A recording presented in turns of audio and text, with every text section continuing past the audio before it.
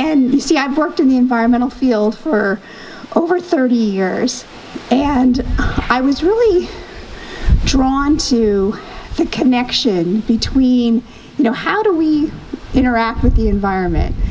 And, I want you to know, though, like today what we're going to talk about is really a renewable energy. It's a renewable energy that you can tap into at any time. It's a renewable energy that I believe is going to save not only the planet, but it's going to save you. Do you want to know what that renewable energy is? Yeah! Does that sound exciting? That renewable energy is something very simple, and that renewable energy is love. Yep, just simply love. Now, before you say, okay, what is this chick up here, like some modern day hippie or something? Let me tell you one thing. Even though I'm an environmentalist, I consider myself what I would call an imperfect advocate. In my house, there are paper towels. You're not going to see me cleaning every day with organic cotton reusable cloths. I do have paper towels in my house.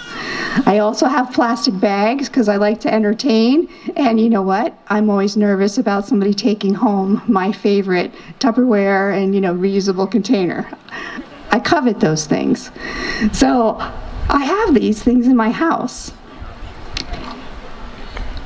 What I've learned is, I'm not up here as an environmentalist to shame you into action. I've worked in this field long enough that I know that the environmental movement is filled with a lot of shame and blame. One generation is blaming the other. People are telling you, buy this, don't buy that, do this, don't do that.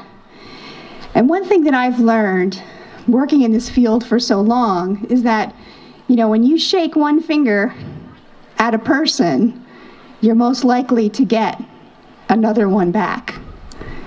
You can guess what that other finger is? Yeah, you guys know? Okay. So what I want to talk about today is our relationship to love and how putting more love out into the world, the research that I have conducted is showing that this has a positive impact on the environment. So before we get into my research, let me just back up a little bit and tell you kind of how this all started. So as I mentioned, I've been working in this field for a long time. And when I started my career, I started working with corporations. And a lot of my peers at the time were like, I was selling out, was going for the big bucks, working for corporate America. But at the time I felt, hey, let me infiltrate the bad guys. Let me infiltrate where, a lot of the pollution, a lot of the environmental degradation is happening. But what I realized was that corporations were made up of people. It only took one person to make a decision for a corporation to start that ripple effect, to make a change within their corporation. Those people I started calling my sustainable souls. These were people that they were committed to change, and they were committed to doing this within their organization. So as I started working more and more, talking to people who, I coined my sustainable souls, I started looking for other people that were my role models growing up as a little environmentalist. People like Jacques Cousteau. Jacques Cousteau, he was a seaman. He was not even a naturalist. He started out. We owe scuba really to his ingenuity. But what happened was, as Jacques was doing his stuff, he realized the ocean was starting to have problems. Reefs that he visited years ago were starting to deplete. And what he realized was that he felt a responsibility to save the ocean. And what he realized was, he said that people protect what they love. So he started making these films so that he could show people how much he loved the ocean and the beauty of the ocean, and that maybe they would love the ocean so that they would protect the ocean. And then there's the other famous naturalist, Jane Goodall. So Jane, she went out there in the jungle, she studied primates, and she saw them living, this beautiful life as a community. But what she saw was the environment around them, the environment around these primates, these chimpanzees, was deteriorating. So she felt pulled to leave the jungle, to go out and tell people that this was happening. We also owe Jane Goodall, she did something tremendous where she was really one of the people that helped stop animal testing within the government and corporations. Now, she didn't go to these researchers and tell them and blame them and shame them into change.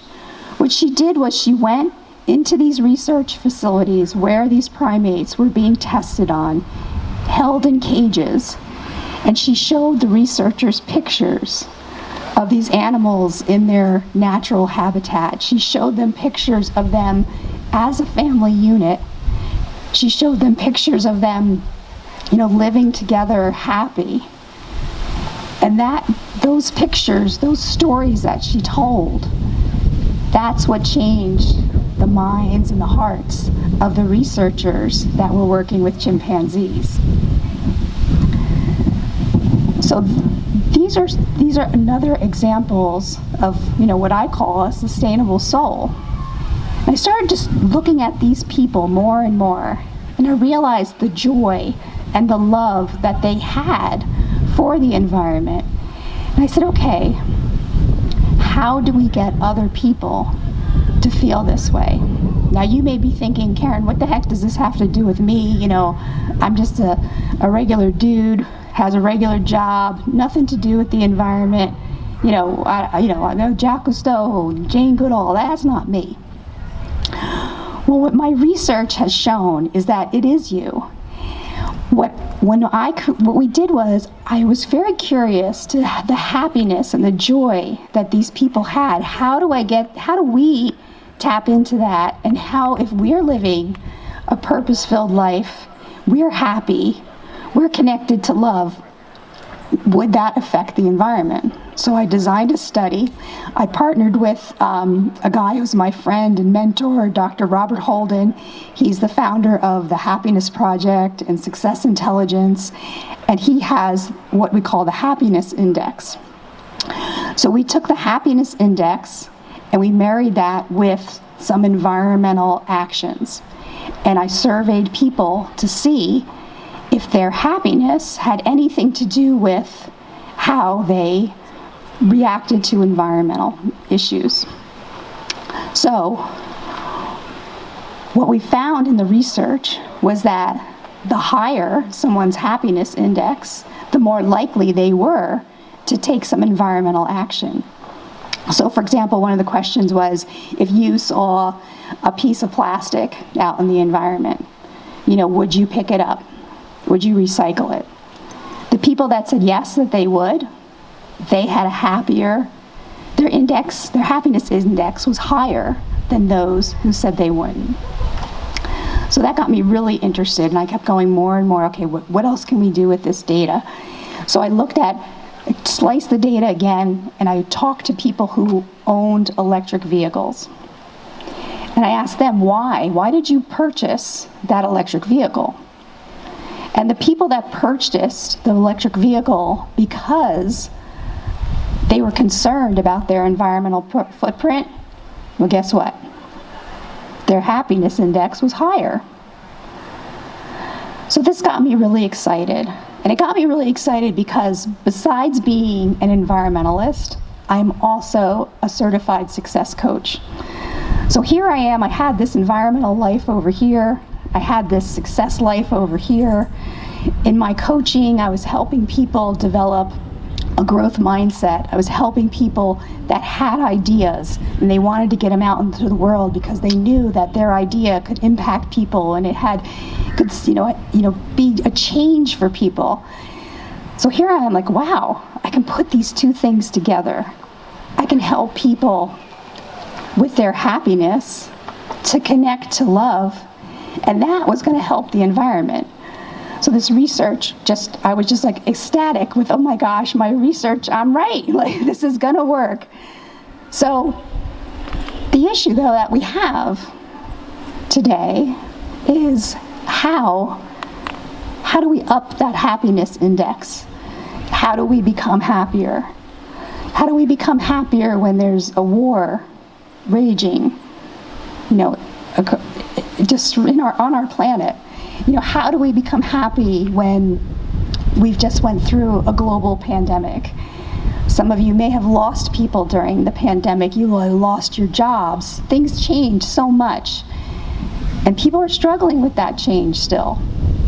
People are going through divorce.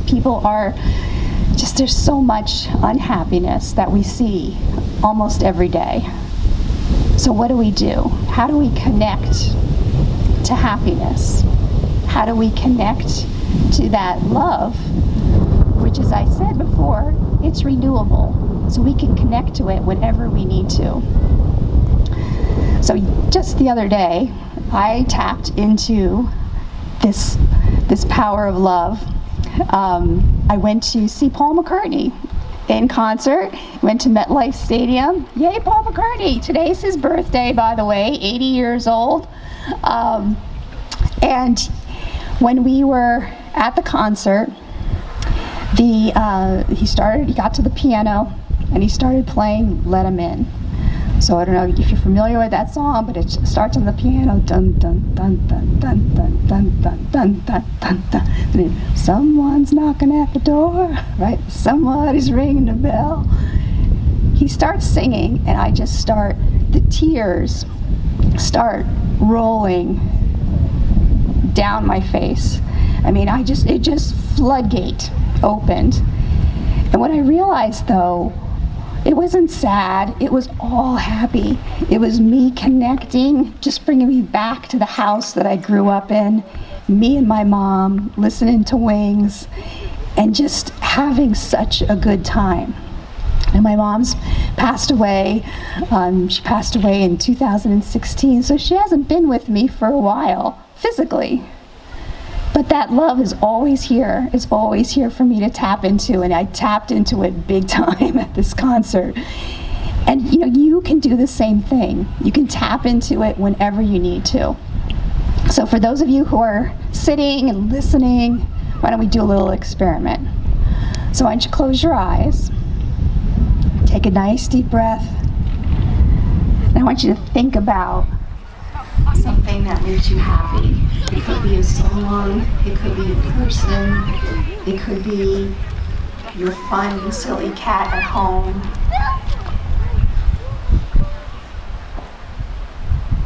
You feel that warmth, you feel yourself maybe smiling, feel your energy changing. That's you tapping in to that renewable energy of love. It feels good, right? Yeah. Another way you can tap into it, did anybody get to do my loving kindness meditation earlier today? Yeah, great. I see a couple hands. Thanks for coming. That is a very gentle meditation that invites you to put loving kindness into the world. And if you have any questions on that, just grab me after and I'll share with you what we did in the meditation. But these are just ways that you can tap into love at any time. Because like I said, it's renewable. It's always here for us. One way that we get disconnected from love is by being busy. And this is a systemic issue within our culture of being busy. If you want to, do your own little experiment on busyness, just tell somebody, go find a friend and say, oh, My goodness, look at your phone and say, I got 20 emails I got to go through. And I guarantee your friend's going to say, oh, I have 30. It's like this competition to be busy. That's what happens within our culture. And what happens when we're busy, we start living very unconsciously. We just start going through the motions. Recently I got very busy. I was getting ready for an event, something like this, and I wanted a new lip gloss. Like I said, I'm an imperfect advocate, I like things. I like makeup. I like stuff like that. But I made a very conscious decision. About 5 years ago, I said, I am only buying makeup that is cruelty-free and is made of sustainable green products. Okay? But guess what? I was busy. And I wanted to buy this lip gloss. I see this. Okay, I'm just in a gross little drugstore. I said, okay, I'm going to get my lip gloss. Good. Boom, run in, get it. I ended up buying a lip gloss that had on the packaging that it was flammable. Flammable. That means it could catch on fire. And I'm going to put that on my face. But that's what happens when you're busy. You make these types of decisions. You disconnect from that center of love. You disconnect from these decisions that you have made. You lose that consciousness, and we just start spiraling through life. We disconnect from love. But again, love is always here. It's here for us to connect at any time. It's here for us to be able to tap in. And like that, you've seen the pebble, right? A pebble that gets thrown into a pond and how it ripples out. You, radiating love, has that positive effect for the environment. And we know that now. And that's what the data is showing us.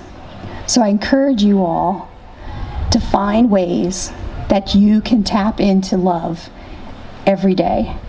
Be it meditation, be it thinking of your favorite song, be it hugging your favorite kitty or doggy, your favorite person.